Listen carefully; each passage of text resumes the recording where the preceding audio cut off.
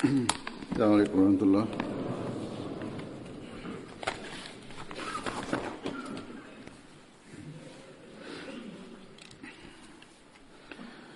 أشهد أن لا إله إلا الله وحده لا شريك له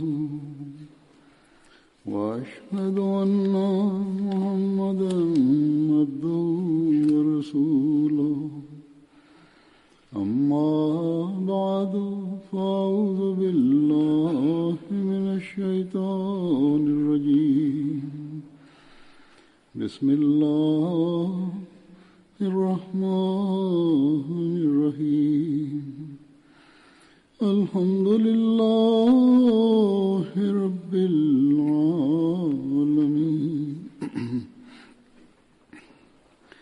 الرحمن الرحيم مالك يوم الدين إياك نعبد وإياك نستعين اهدنا الصراط المستقيم صراط الذين أنعمت عليهم غير المغضوب عليهم ولا الضالين.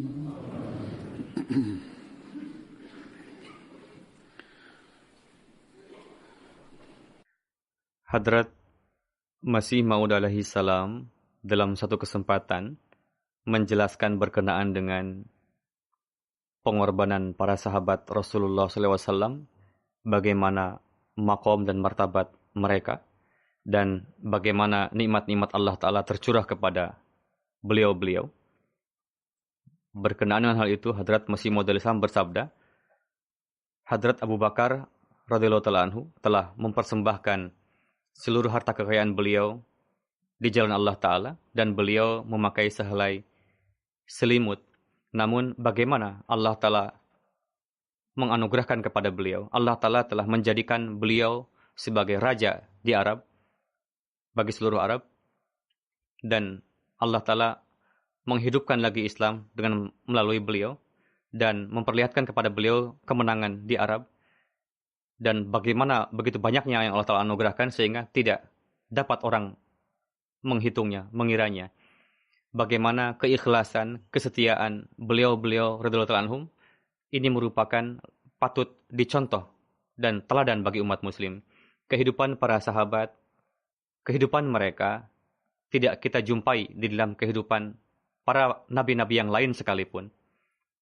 Yang menjadi inti adalah sebelum manusia terpisah dari hawa nafsu pribadi dan dia tidak datang ke hadapan Allah Ta'ala, dia tidak akan meraih apa-apa, melainkan hanya merugikan diri sendiri.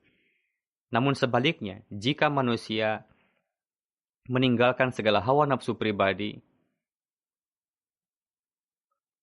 mensucikan hati, mensucikan fikiran, dan hadir ke hadapan Allah Ta'ala dengan itu, maka Allah Ta'ala akan menganugerahkan kepadanya dan Allah Ta'ala akan menolongnya. Namun yang menjadi syarat adalah manusia harus siap untuk menghadapi kematian dan siap untuk menerima kehinaan dan kematian di jalan Allah Ta'ala. Itu syaratnya. Beliau alaihissalam bersabda, coba perhatikan, dunia merupakan benda yang fana, tidak abadi, namun kelezatan dunia akan didapatkan oleh orang-orang yang meninggalkan dunia demi Allah Ta'ala. Inilah sebabnya para kekasih Allah Ta'ala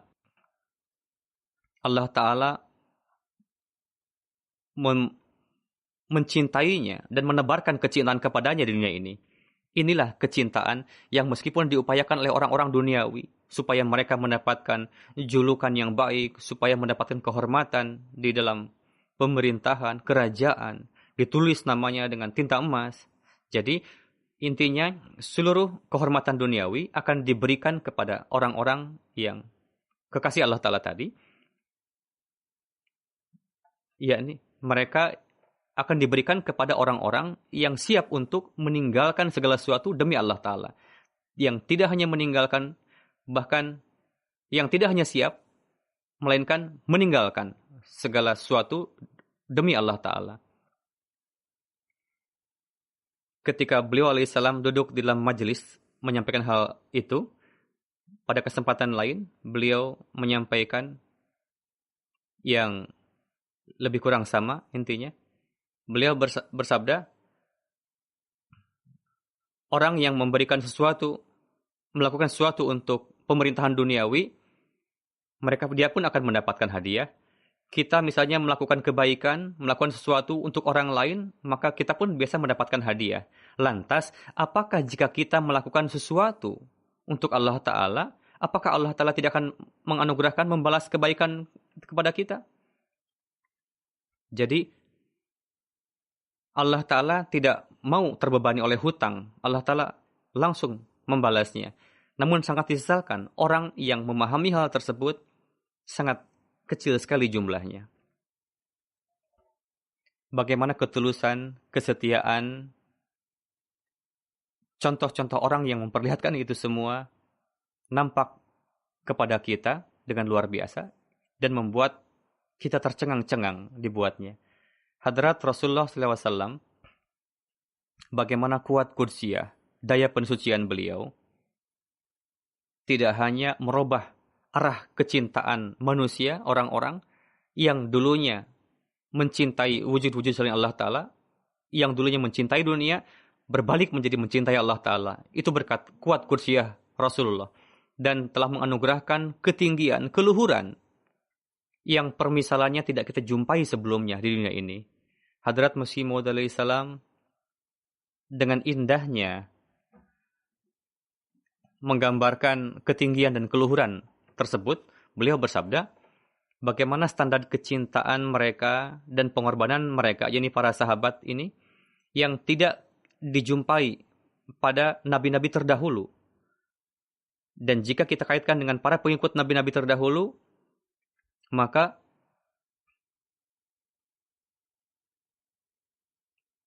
kondisi mereka dibanding dengan para sahabat Rasulullah sangatlah rendah, jauh sekali. Para sahabat Rasulullah, bagaimana mereka telah suci dari segala hawa nafsu pribadi. Mereka dengan mensucikan diri, mensucikan hati, dan memiliki hati yang tulus ikhlas, hanya dan hanya demi untuk meraih keridhaan Allah Ta'ala semata, mereka arungi hidup. Ketika kondisi ini tercipta, baru Allah Ta'ala akan menganugerahkan kepada manusia. Dan Allah Ta'ala menganugerahkan tak terhingga banyaknya. Dan di dalam kehidupan para sahabat, kita saksikan itu semua. Sebagian sahabat akan saya sampaikan kisahnya, peristiwa, riwayat hidup mereka. Bagaimana mereka menyerahkan segala sesuatu demi untuk meraih Allah Ta'ala.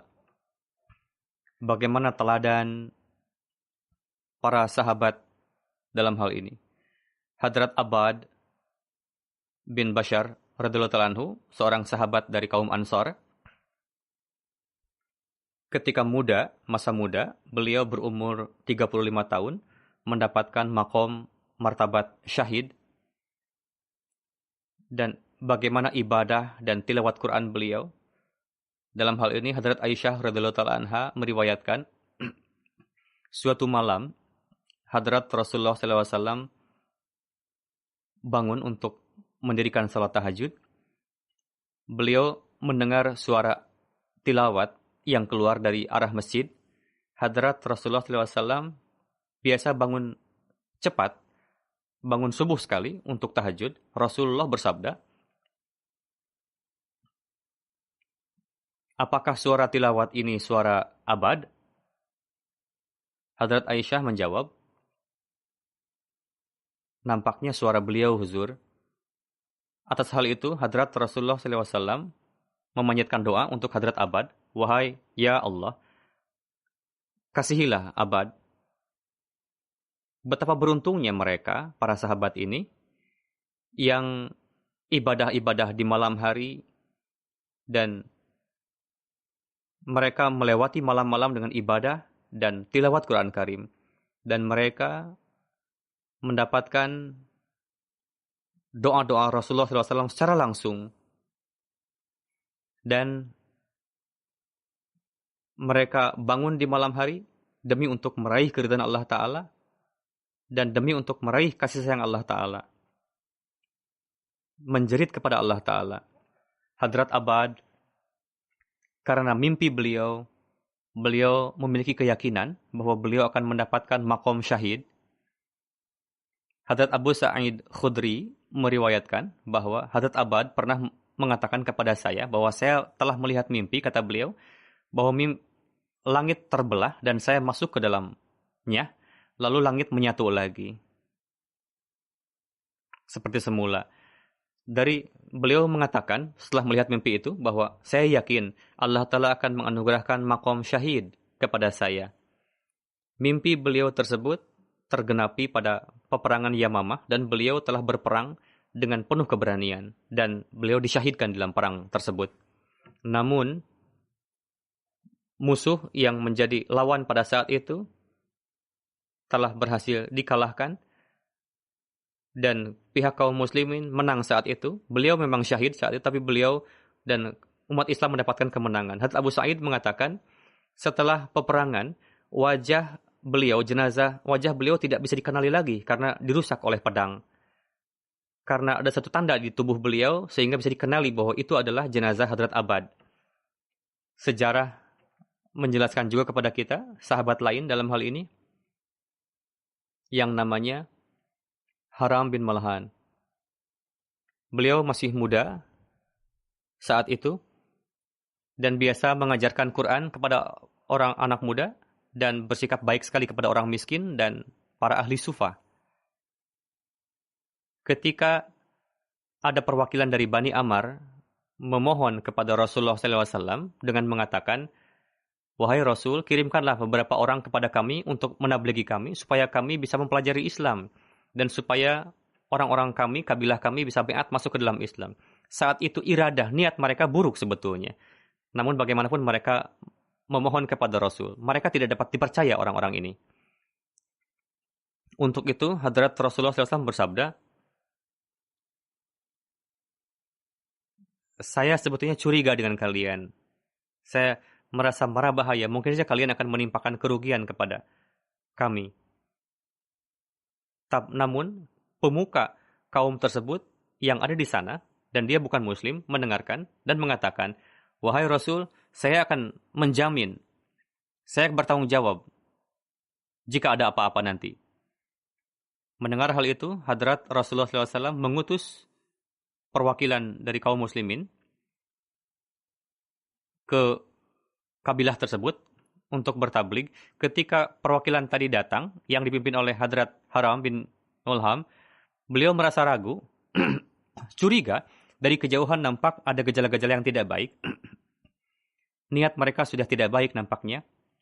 Lalu Hadrat Haram mengatakan kepada kawan beliau, "Kita harus berhati-hati dalam kondisi ini. Janganlah kita pergi bersama-sama ke kampung ini, karena jika kita dikepung oleh mereka, maka kita akan dibunuh seketika juga oleh mereka. Untuk itu, kalian di sini saja tunggu. Saya dengan kawan saya satu akan pergi duluan. Jika memang mereka memperlakukan kami dengan baik, silahkan kalian pun datang menyusul. Namun jika mereka merugikan kami, membunuh kami, maka sesuai dengan kondisi, silahkan putuskan nantinya. Apakah kalian akan kembali atau kalian akan berperang melawan mereka? Silahkan."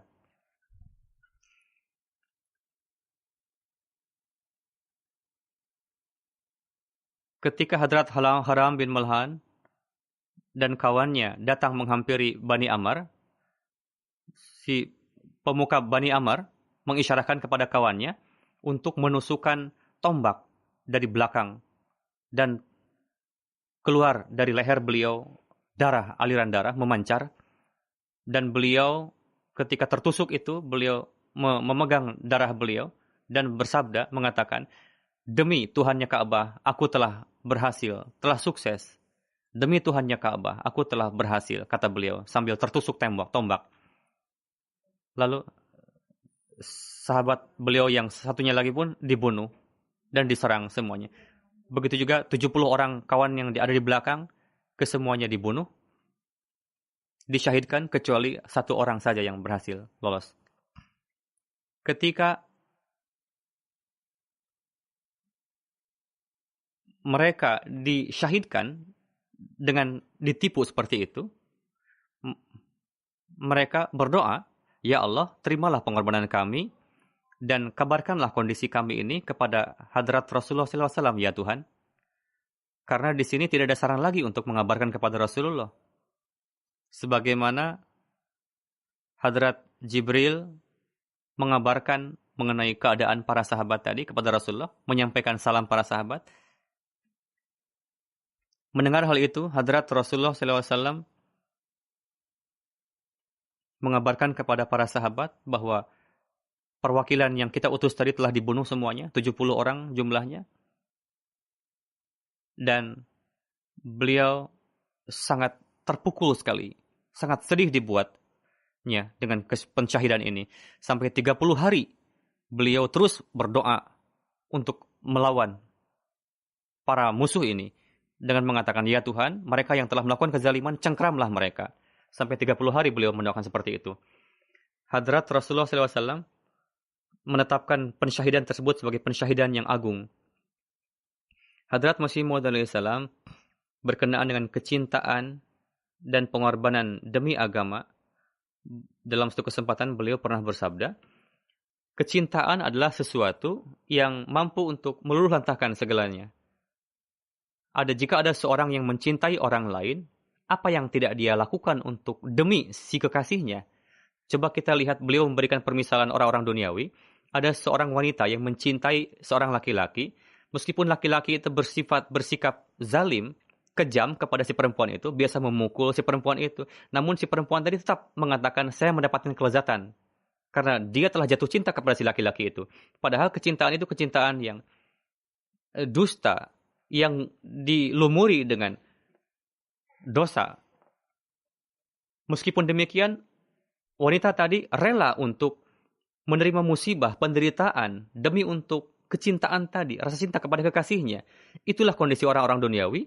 Bayangkan sekarang, mereka manusia yang jatuh cinta kepada Allah Ta'ala, yang siap untuk berkorban di hadapan Allah Ta'ala, dan berhasrat untuk itu, apalah artinya?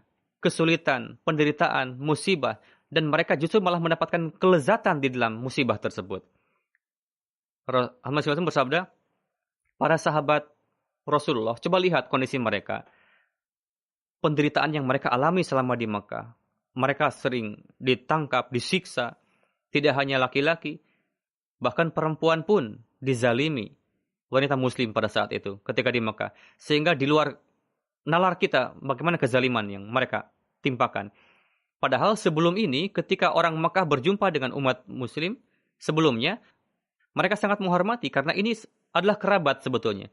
Tapi apalah yang membuat mereka untuk melakukan kezaliman, dan umat muslim tetap berpegang di dalam kebenaran ini. Dan karena kecintaan inilah, sehingga dari dadanya memancar kecintaan kepada Allah Ta'ala, meskipun penderitaan ini ditimpakan. Berkenaan dengan seorang sahabat, tertulis ketika tangannya terpotong, dia mengatakan, "Aku akan berwudu." Lalu ketika kepalanya terpotong, dia mengatakan, dia bersujud. Lalu dikatakan, dia sudah mati. Pada saat itu dia berdoa, "Ya Tuhan, kabarkanlah kepada Rasulullah SAW." Rasulullah SAW saat itu sedang di Madinah. Hadrat Jibril mengatakan kepada Rasul, "Assalamualaikum." Dan Rasul menjawab, "Waalaikumsalam." Dan mengabarkan perihal keadaan itu. Jadi setelah kelezatan yang didapatkan dari Allah Ta'ala itu, setelah kelezatan didapat dari Allah Ta'ala itu, manusia akan rela untuk dibunuh seperti layaknya serangga. Bagaimana seperti sahabat tadi yang ketika dibunuh, dia malah mengatakan, "Aku telah mendapatkan kelezatan, mendapatkan Tuhannya Ka'bah." Tanda seorang mukmin adalah dia akan siap untuk dibunuh. Begitu juga jika dikatakan kepada seseorang bahwa Silahkan pilih apakah kamu mau menjadi Kristen atau lebih baik dibunuh. Coba lihat saja saat itu. Apa yang dikatakan oleh dirinya? Apakah dia rela untuk dibunuh? Atau dia malah lebih memilih untuk menjadi Kristen daripada dibunuh? Jika dia memilih rela untuk dibunuh, berarti dia adalah seorang mukmin hakiki. Jika tidak, berarti dia kafir. Walhasil, ketika musibah menimpa orang mukmin, di dalamnya terdapat kelezatan. Coba pikirkan, renungkan, jika saja di dalam musibah ini tidak ada kelezatan, bagaimana mungkin? Kenapa para nabi alaihimussalam dapat melalui nubuatan, azab-azab atau musibah-musibah ini sampai jangka waktu yang sangat lama? Penderitaan yang mereka lalui. Di antara para sahabat ini, kuat kudsiyah Rasulullah SAW telah meniupkan ruh di dalam diri para sahabat, sehingga ketika akan meninggal pun mereka mengatakan seperti yang tadi dikatakan, bahwa demi Tuhannya Rab Ka'bah, aku telah berhasil, katanya. Sebelum meninggal mengatakan seperti itu. Dan aku telah mendapatkan Allah Ta'ala, katanya. Mereka lah orang-orang yang melakukan kebaikan ketika mereka dizalimi, mereka malah rela untuk menerima itu demi untuk Allah Ta'ala. Bukan seperti orang-orang saat ini. Orang-orang malah melakukan kezaliman dan mengatakan kita akan syahid dan kita akan masuk ke dalam surga, katanya. Bukan orang seperti itu, karena mereka biasa berbuat zalim. Para sahabat ini adalah orang-orang yang menentang kezaliman. Bukan seperti mereka yang pada saat ini. Hadrat Abdullah bin Amr, beliau seorang sahabat dari kaum Ansar, diriwayatkan berkenaan beliau bahwa ketika beliau akan pergi perang Uhud, beliau mengatakan kepada putra beliau, pertama-tama ayah akan mendapatkan makom syahid. Mungkin beliau telah melihat mimpi sebelumnya. Beliau mengatakan kepada putranya, setelah kematianku nanti, kamu jaga ya adik kamu yang perempuan-perempuan, adik-adik kamu. Beliau mengatakan, saya pernah meminjam hutang kepada seorang Yahudi, kamu bayarkan dari uang korma dari hasil kebun kita.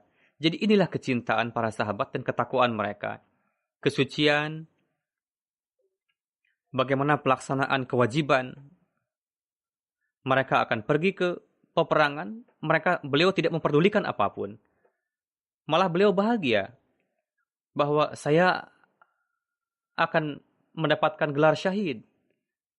Saya akan disyahidkan di peperangan ini. Beliau tidak gentar sedikit pun memikirkan saya punya anak-anak perempuan yang masih muda dan saya harus punya kewajiban atas mereka. Untuk melaksanakan kewajiban begitu, itu mereka malah bertawakal kepada Allah Ta'ala dan menasihatkan kepada putranya yang laki-laki bahwa kamu akan menjadi kepala rumah tangga nanti dan kamu harus melaksanakan tanggung jawab untuk menjaga adik-adik kamu. Dan beliau pun mengkhawatirkan mengenai pelunasan hutang, bahwa beliau pernah berhutang kepada seorang Yahudi. Beliau tidak mengatakan kamu bayar dari uang kamu, melainkan beliau mengatakan penghasilan dari kebun yang merupakan kurma-kurma, jual saja itu dan hasilnya bayarkan kepada hutang itu. Beliau seolah mengatakan, aku menekankan suatu kewajiban kepada kamu, yakni syariat Islam, yakni pelunasan hutang adalah sesuatu yang wajib, perlu. Dan setelah melunasi hutang,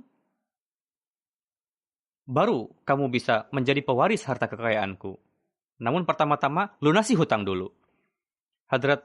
Pensyahidan Hadrat Abdullah dan pengorbanan beliau, bagaimana Allah Ta'ala anugerahkan kepada beliau, makom yang luar biasa, diriwayatkan, putra Hadrat Abdullah, melihat putra Hadrat Abdullah sedih, Hadrat Rasulullah SAW takziah dan menghiburnya.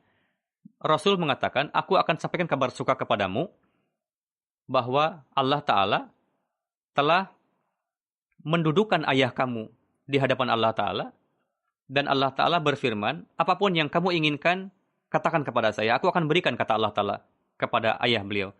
Hadrat Abdullah mengatakan kepada Allah Ta'ala, ya Tuhan, aku tidak dapat melaksanakan kewajiban penghambaanku kepada Engkau. Bagaimana mungkin aku bisa menuntut sesuatu dari Engkau? Coba perhatikan bagaimana standar pengorbanan para sahabat ini. Beliau malah mengatakan bahwa kewajiban untuk penghambaanku kepada Engkau tidak aku lakukan ya Tuhan. Bagaimana mungkin aku menuntut apa-apa dari Engkau ya Tuhan? Hanya karunia dan kasih sayang Engkau sajalah yang dapat. Lalu beliau mengatakan kepada Allah Ta'ala, ya Tuhan, jika aku punya keinginan, keinginanku adalah kembalikanlah aku ke dunia ini, supaya aku bisa menyertai Nabi Engkau untuk melawan musuh-musuh. Lalu aku syahid lagi. Allah Ta'ala berfirman, aku telah memutuskan bahwa seseorang yang telah meninggal, dia tidak akan kembali lagi ke dunia ini. Dan keinginan yang ini tidak bisa dipenuhi oleh Allah Ta'ala. Selebihnya, Allah Ta'ala akan penuhi keinginan beliau, yakni maqam syahid dan lain-lainnya. Begitu juga ada seorang sahabat lain, Hadrat Ammar bin Jamu, bagaimana semangat pengorbanan beliau dan pensyahidan beliau diriwayatkan. Beliau karena sakit di bagian kaki, sehingga beliau jalan dengan tertatih-tatih.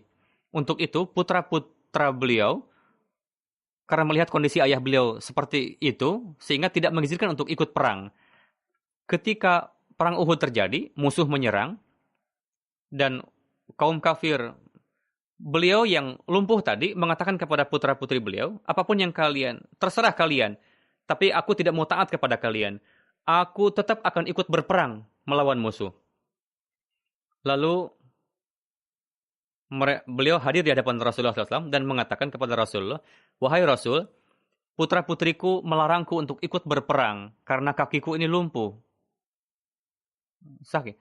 Namun aku tetap ingin ikut bersama engkau, wahai Huzur, untuk ikut berperang, berjihad.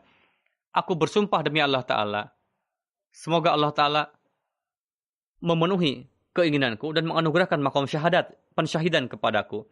Dan jangan sampai, dan dengan kakiku yang pincang ini, semoga aku masuk surga. Hadrat Rasulullah SAW bersabda, karena kamu lumpuh, tidak diwajibkan bagimu untuk berjihad. Namun jika engkau tetap berkeinginan untuk ikut di dalam jihad ini, silakan saja. Beliau bersabda juga kepada para putra-putri, izinkanlah ayah kamu untuk ikut serta dalam peperangan. Lalu beliau ikut serta dalam peperangan dan berdoa, wahai ya Allah, berikanlah aku maqam syahid dan janganlah kembalikan aku dalam kondisi gagal ke rumahku.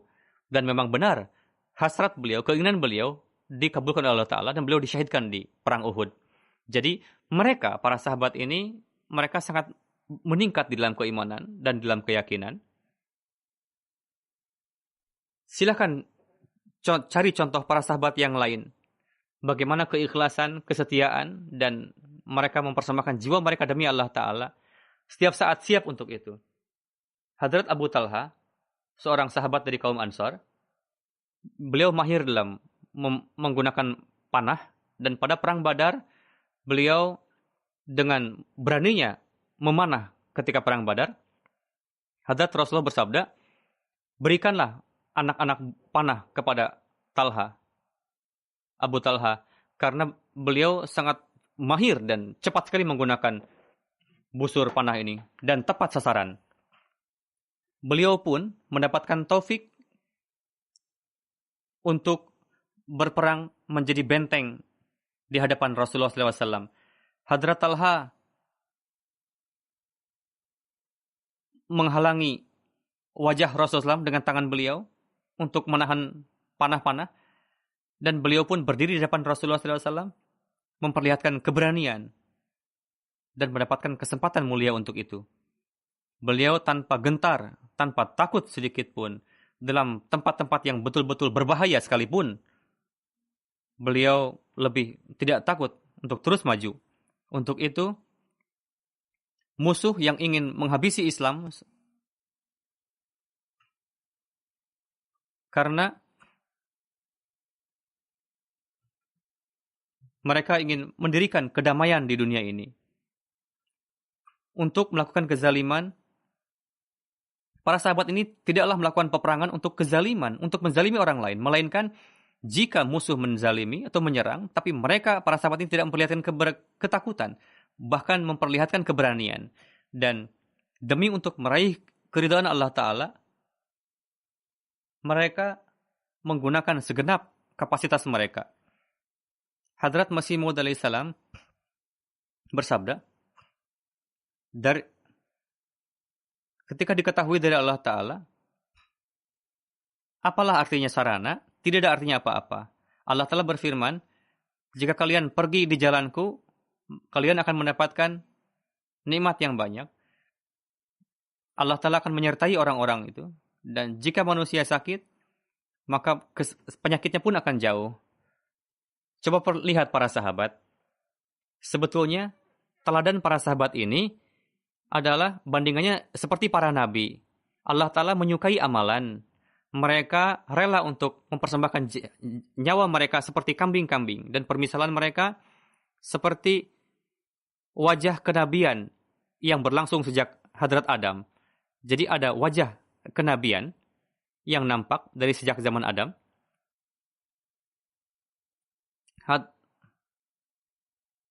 Dari sejarah. Namun, para sahabat radhiyallahu ta'ala anhum telah lebih membuat berkilat lagi, berkilau lagi. Beliau tidak hanya menyampaikan keilmuan saja, melainkan telah membuat lebih berkilau lagi dengan amalannya dan mengatakan bahwa inilah yang disebut dengan ketulusan dan kesetiaan. Beliau bersabda, jangan tanyakan mengenai Hadrat Isa. Memang Nabi Musa tidak dijual, tapi bagaimana Hawari Nabi Isa telah menjual Nabi Isa seharga 30 rupis. Bagaimana dikatakan Hawari Nabi Isa ragu dengan Nabi Isa. Untuk itulah mereka menuntut Maidah. Supaya diketahui apakah engkau ini pendusta ataupun benar katanya. Jadi kondisi mereka dan bagaimana kehidupan yang penuh penderitaan yang dialami oleh para sahabat radhiyallahu anhum, perbandingannya tidak kita jumpai sebelumnya. Bagaimana grup para sahabat yang luar biasa dan layak untuk dihormati dan layak untuk diikuti, dituruti.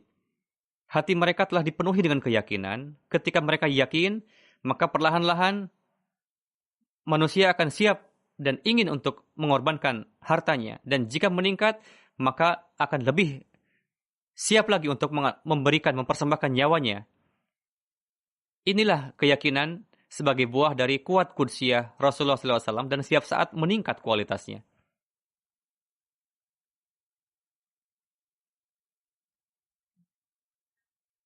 Berkenaan dengan keseharian para sahabat, bagaimana kecintaan mereka kepada Rasulullah SAW yang nampak dari diri mereka, mereka senantiasa berupaya bagaimana untuk mendapatkan kesempatan, jika mendapatkan kesempatan, mereka akan menzahirkan rasa cinta kepada Rasulullah SAW.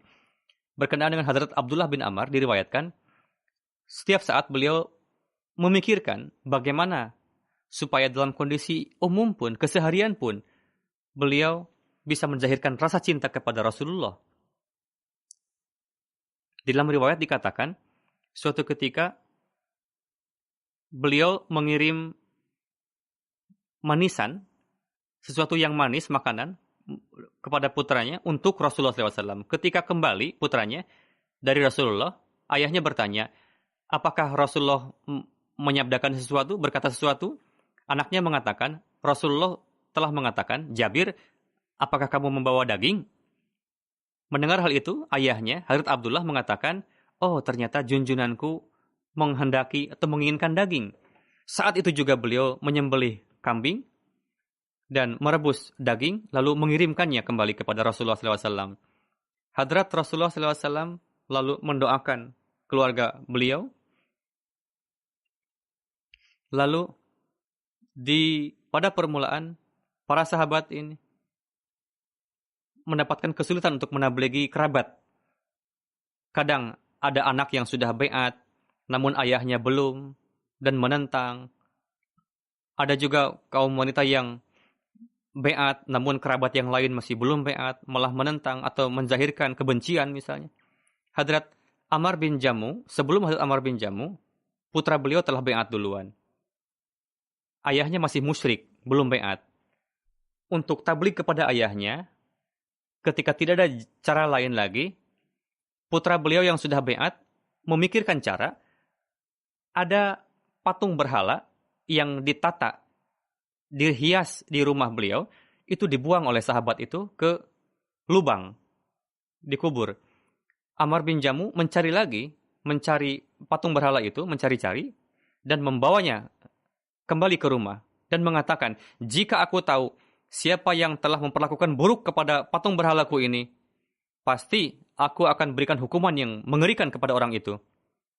Lalu pada hari berikutnya, si anaknya ini yang sudah beat, tetap saja melakukan itu, mengulanginya lagi, membuang lagi si patung berhala itu di lubang. Suatu hari, Ammar bin Jamuh membersihkan si patung berhala, menghiasi, dan menyimpan juga pedang di sebelahnya. Dan mengatakan kepada si patung, aku tidak tahu siapa yang bersikap buruk seperti ini kepada kamu. Sekarang aku akan berikan kepada kamu pedang.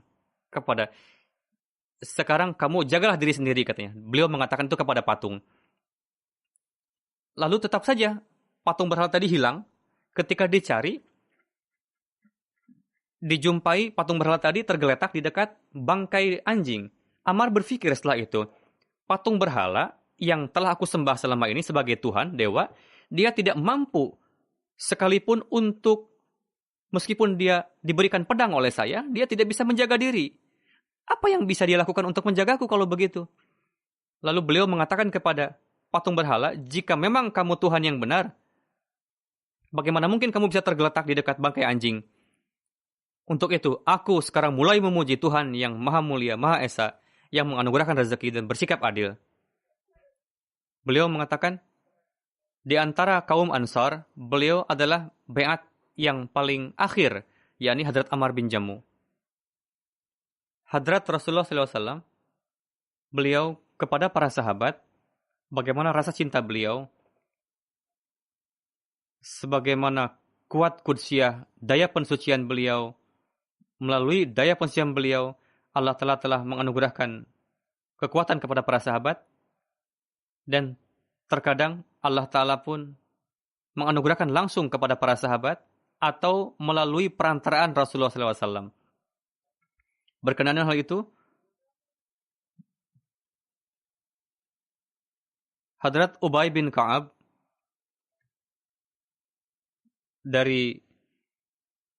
beliau memiliki maqam yang khas dalam hal ini. Di dalam kitab Bukhari pun ada riwayat, dikatakan, suatu ketika Hadrat Rasulullah SAW mengatakan kepada beliau, bahwa Allah Ta'ala telah memerintahkan kepadaku untuk membacakan Quran untuk engkau.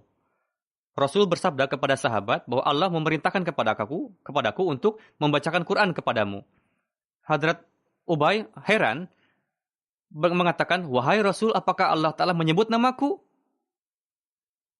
Tuhan yang merupakan pemilik alam semesta mengatakan, menyebutkan namaku untuk mengajarkan aku Al-Quran. Rasulullah bersabda, ya, betul. Allah Ta'ala menyebut nama kamu.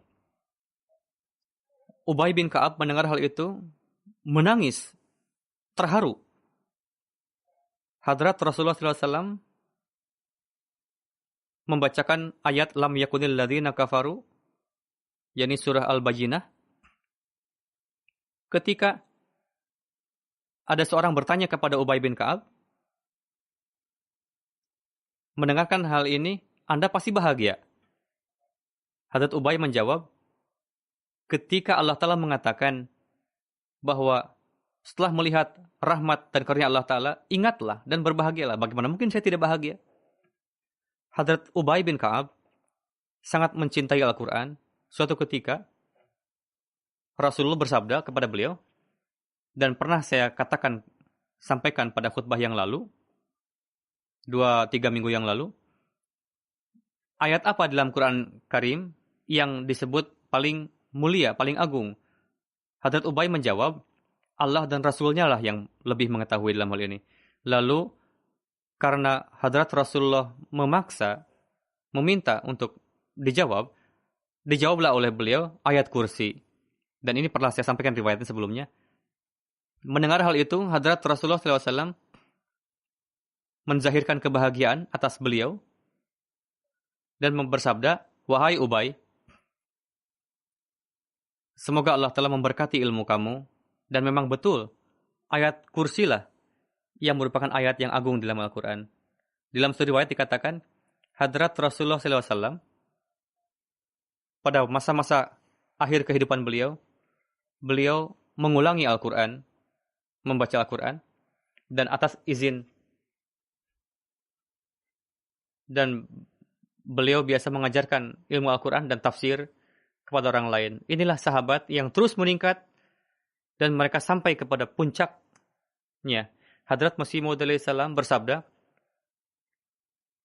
karena kemajuan ini sifatnya bertahap, untuk itu kemajuan para sahabat pun bertahap. Coba setelah melihat para sahabat, Hadrat Rasulullah SAW menghendaki supaya mereka sampai pada puncak kemajuan. Namun sudah ditakdirkan dan memang bertahap peningkatan ini, dan akhirnya didapatkan oleh para sahabat yang tidak pernah didapatkan sebelumnya dan tidak pernah dilihat oleh siapapun sebelumnya. Hadrat Masih Maud alaihissalam dalam suatu kesempatan berkenaan dengan para sahabat bersabda, jika kita perhatikan zaman para sahabat, mereka sangat sederhana, simple, seperti layaknya wadah yang dibersihkan dan menjadi bersih. Begitu juga hati mereka yang disinari dengan firman ilahi, kalam ilahi, dan dibersihkan dan bersih dari noda atau karat-karat dosa-dosa. Seolah-olah qad aflaha man zakkaha, mereka menjadi penggenapan ayat tersebut. Lalu beliau bersabda, sahabat sedemikian rupa telah memperlihatkan ketulusan, sehingga tidak hanya mereka berpaling dari penyembahan berhala maupun penyembahan makhluk. Penyembahan makhluk artinya menyembah manusia ataupun bersikap syirik. Tidak hanya meninggalkan penyembahan makhluk, bahkan di dalam diri mereka sudah betul-betul hilang tuntutan duniawi. Dan mereka mulai berjumpa dengan Allah Ta'ala. Dan mereka sedemikian rupa fana di hadapan Allah Ta'ala, seolah-olah setiap mereka merupakan Ibrahim. Lalu bersabda, Hadrat Rasulullah SAW seperti layaknya tubuh, dan para sahabat beliau layaknya seperti anggota tubuh. Semoga Allah Ta'ala memberikan taufik kepada kita untuk mengenali makom para sahabat dengan sebaik-baiknya, dan semoga kita dapat melangkah mengikuti ketulusan dan kesetiaan mereka. Amin.